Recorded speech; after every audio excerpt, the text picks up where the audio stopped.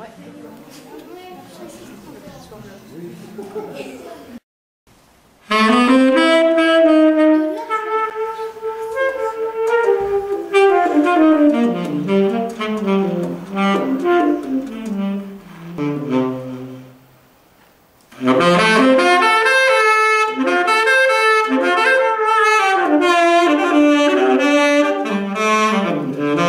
je vous dis sous, vous me répondez sous ça.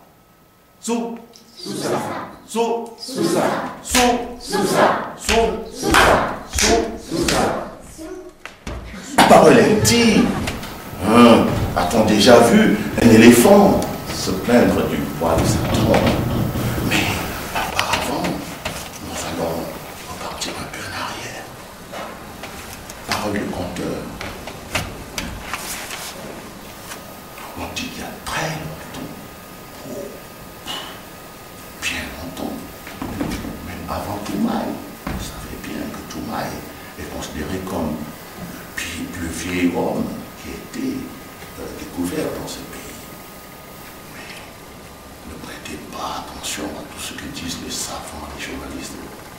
Avant, bien longtemps encore, dans ce pays dessous, qu'est-ce qu'il y avait? Il n'y avait rien. Si, il y avait juste un œuf. Il y en a deux, en fait, qui sont très importants.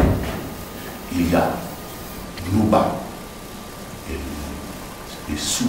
Parmi ces premiers jumeaux, il y avait Sou et Nouba. Sou et Nouba étaient vraiment comme deux frères.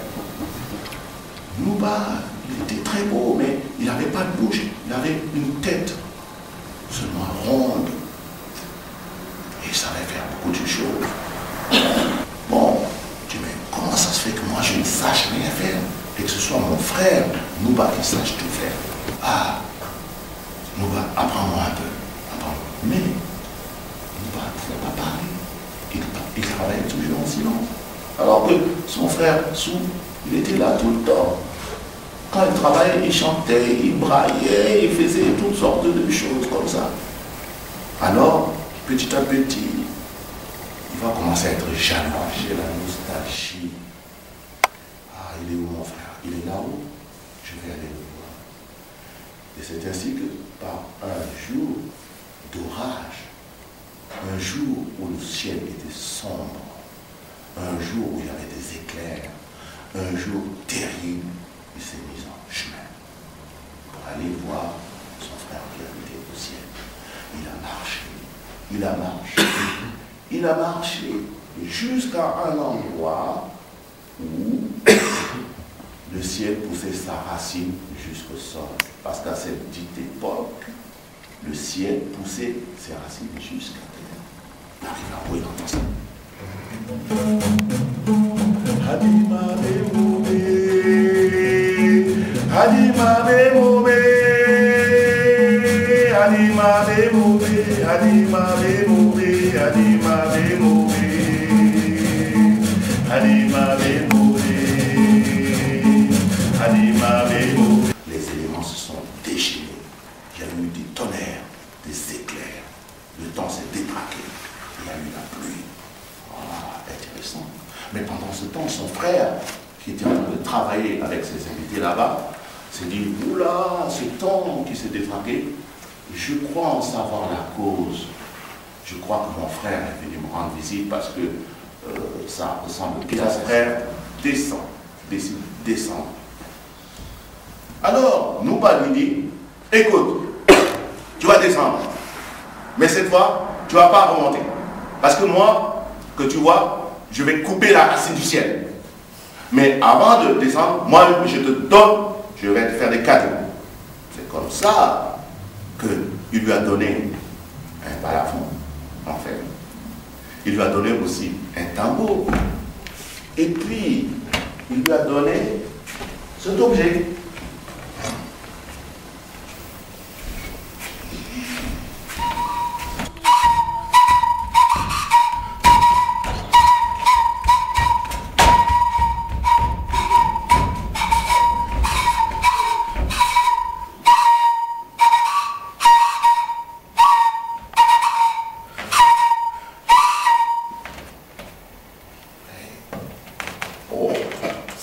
pas le téléphone interurbain, mais c'est pas loin.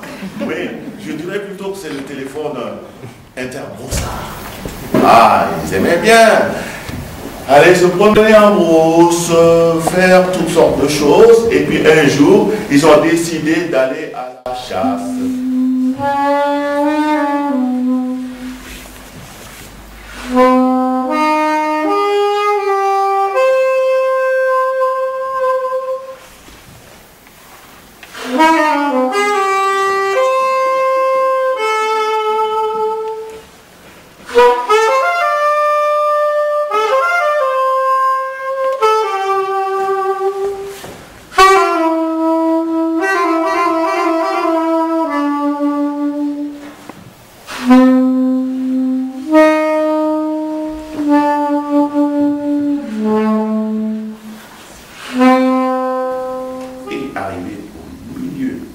De la rivière, voilà Souki ouvre un œil comme ça, se lève de son brancard et disparaît dans la rivière et sous la rivière.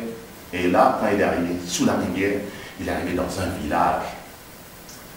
Et dans ce village, on dit que Sou a fondé une très grande dynastie de forgerons, des gens qui se fait faire toutes sortes de choses métalliques et autres. Et ses enfants sortaient la journée comme ça, allaient vendre ces objets fabriqués, ces objets métalliques, forgés et tout, aux villageois. Et peut-être même que, regardez bien, si les Européens sont si industrieux, on va savoir, c'est peut-être, c'est des descendants de Sou. Vous m'avez prêté vos oreilles, et je vous les rends en vous remerciant.